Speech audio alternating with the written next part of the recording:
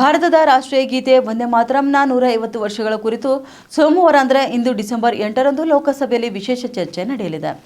1870ರ ದಶಕದಲ್ಲಿ ಬಂಕಿಂ ಚಂದ್ರ ಚಟರ್ಜಿ ಸಂಸ್ಕೃತದಲ್ಲಿ ರಚಿಸಿದ ಈ ಹಾಡು ಭಾರತದ ಸ್ವಾತಂತ್ರ್ಯ ಹೋರಾಟದ ಸಮಯದಲ್ಲಿ ಲಕ್ಷಾಂತರ ಜನರಿಗೆ ಸ್ಫೂರ್ತಿ ನೀಡಿ ಧೈರ್ಯ ಮತ್ತು ಏಕತೆಯ ಕಾಲಾತೀತ ಗೀತೆಯಾಗಿತ್ತು. ಅಕ್ಟೋಬರ್ 1ರಂದು ಕೇಂದ್ರ ಸಚಿವ ಸಂಪುಟವು ದೇಶಾದ್ಯಂತ ರಾಷ್ಟ್ರೀಯ ಗೀತೆಯ 150ನೇ ವಾರ್ಷಿಕೋತ್ಸವವನ್ನು ಆಚರಿಸಲು ಘೋಷಿಸಿತ್ತು.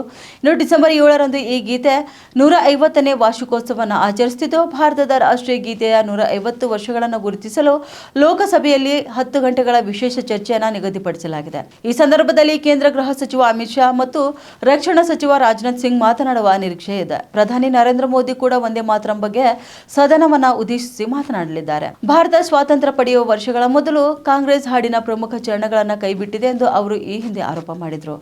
1937ರಲ್ಲಿ ಅದರ ಆತ್ಮದ ಭಾಗವಾದ ವಂದೇ ಮಾತರಂನ ನಿರ್ಣಾಯಕ ಪದ್ಯಗಳನ್ನು ಕತ್ತರಿಸಲಾಯಿತು.